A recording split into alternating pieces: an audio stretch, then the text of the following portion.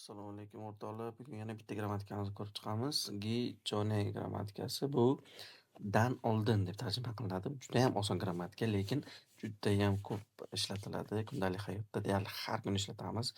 Ya'ni biror bir ish harakatni bajarishdan oldin boshqa bir ish harakatni bajarishni ifodalaydi. Ishlatilishi fe'l yoki sifatdoshga gi chone ni qo'shish orqali yasaladi.